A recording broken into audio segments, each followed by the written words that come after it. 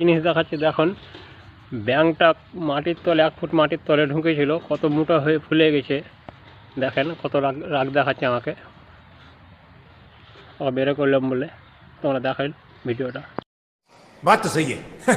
এই দেখতে পাচ্ছেন ওকে হিলাচ্ছি, দেখেন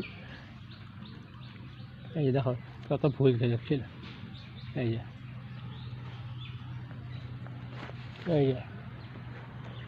কীভাবে ফুলছে দেখছেন।